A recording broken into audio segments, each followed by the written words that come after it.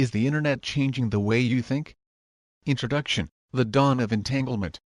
It seems that most people, even intelligent and well-informed people, are confused about the difference between the Internet and the web. No one has evidenced this misunderstanding more clearly than Tom Wolfe in a Turn of the Millennium essay titled Hooking Up. I hate to be the one who brings this news to the tribe, to the magic Digital Kingdom, but the simple truth is that the web, the Internet, does one thing. It speeds up the retrieval and dissemination of information, partially eliminating such chores as going outdoors to the mailbox or the adult bookstore, or having to pick up the phone to get hold of your stockbroker or some buddies to shoot the breeze with. That one thing the Internet doesn't only that. The rest is digi-babble. This confusion between the network and the services that it first enabled is a natural mistake. Most early customers of electricity believed they were buying electric lighting. That first application was so compelling that it blinded them to the bigger picture of what was possible. A few dreamers speculated that electricity would change the world, but one can imagine a 19th century curmudgeon attempting to dampen their enthusiasm. Electricity is a convenient means to light a room. That one thing the electricity doesn't only that. The rest is electrobabble. The web is a wonderful resource for speeding up the retrieval and dissemination of information, and that, despite Wolfe's trivialization, is no small change. Yet the Internet is much more than just the web. I would like to discuss some of the less apparent ways in which it will change us. By the Internet, I mean the global network of interconnected computers that enables, among other things, the web. I would like to focus on applications that go beyond human-to-human communication. In the long run, these are the applications of the Internet that will have the greatest impact on who we are and how we think. Today, most people recognize that they are using the Internet only when they are interacting with a computer screen. They are less likely to appreciate that they are using the Internet while talking on the telephone, watching television, or flying on an airplane. Some air travelers may have recently gotten a glimpse of the truth, for example, upon learning that their flights were grounded due to a router failure in Salt Lake City, but for most of them this was just another inscrutable annoyance. Most people long ago gave up trying to understand how technical systems work. This is a part of how the Internet is changing the way we think. I want to be clear that I am not complaining about technical ignorance.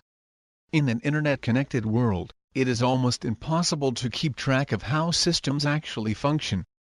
Your telephone conversation may be delivered over analog lines one day and by the Internet the next. Your airplane route may be chosen by a computer, a human being, or most likely some combination of both. Don't bother asking, because any answer you get is likely to be wrong. Soon no human will know the answer. More and more decisions are made by the emergent interaction of multiple communicating systems, and these component systems themselves are constantly adapting, changing the way they work. This is the real impact of the Internet. By allowing adaptive complex systems to interoperate, the Internet has changed the way we make decisions. More and more, it is not individual humans who decide but an entangled, adaptive network of humans and machines.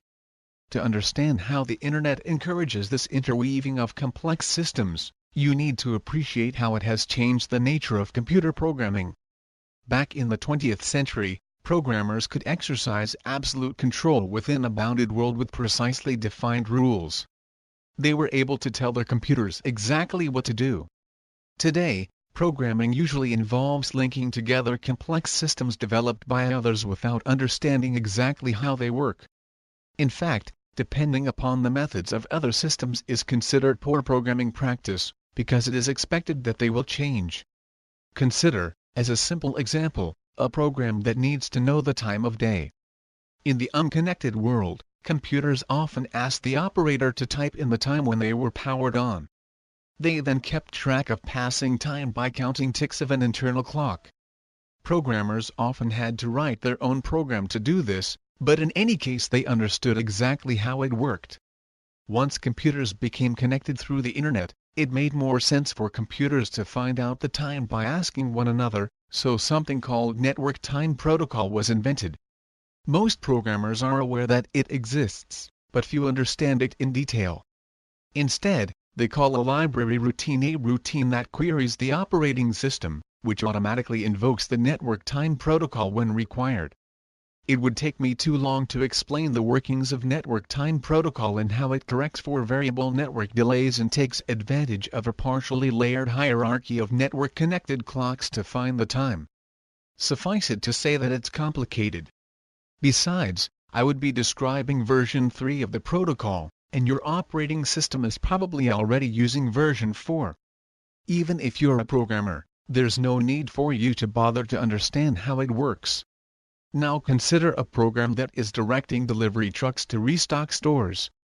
It needs to know not just the time of day but also the locations of the trucks in the fleet, the maps of the streets, the coordinates of the warehouses, the current traffic patterns, and the inventories of the stores. Fortunately, the program can keep track of all of this changing information by connecting to other computers through the Internet. The program can also offer services to other companies' systems, which need to track the location of the packages, pay the drivers, and schedule maintenance of the trucks. All these systems will depend on one another to provide information, without having to understand exactly how the information is computed. These communicating systems are being constantly improved and extended, evolving in time. Now multiply this picture a millionfold, to include not just one fleet of trucks but all the airplanes, gas pipelines, hospitals, factories, oil refineries, mines, and power plants, not to mention the salespeople, advertisers, media distributors, insurance companies, regulators, financiers, and stock traders. You will begin to perceive the entangled system that makes so many of our day-to-day decisions. Although we created it, we did not exactly design it. It evolved. Our relationship to it is similar to our relationship to our biological ecosystem. We are codependent and not entirely in control. We have embodied our rationality within our machines and delegated to them many of our choices and thereby created a world beyond our understanding. Our current century began on a note of uncertainty, as we worried about how our machines would handle the transition to the new millennium. Now we are attending to a financial crisis caused by the banking system having miscomputed risks, and to a debate on global warming in which experts argue not so much about the data as about what the computers predict from the data. We have linked our destinies not only to one another across the globe but also to our technology.